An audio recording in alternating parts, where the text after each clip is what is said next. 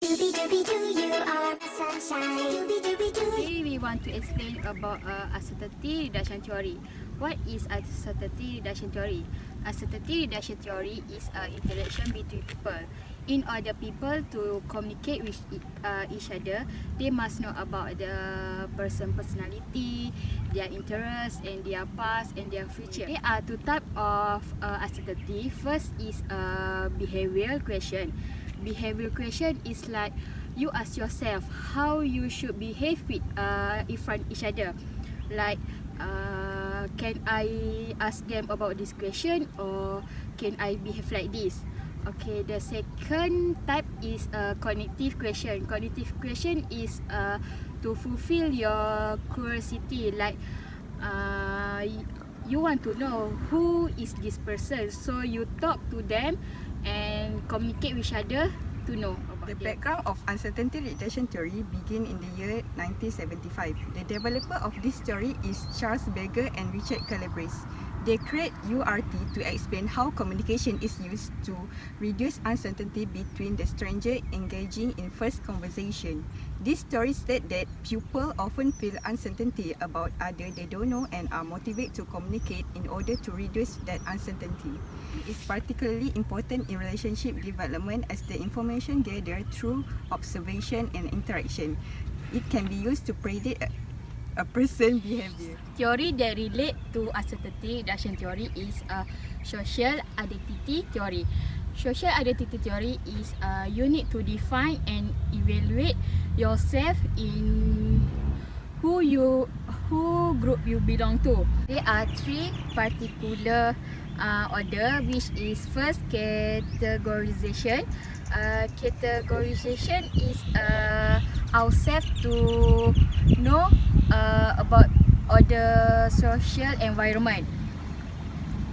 The example is in Malaysia we have Hindu, Muslim and Chinese. So when we know what our group belong to, we will follow their behavior and act.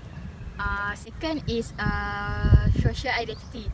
Social identity is like we student, we must know how to maintain relationship and how to communicate with each other, like how to communicate with lecturer, group member in assignment. Okay, and the last is social comparison. After we know who group we belong to, we always to compare with other group. So we always want to know the weakness in other groups, so to make our group the best group. The definition of uncertainty reduction theory is the causal of the relationship assumed to be true.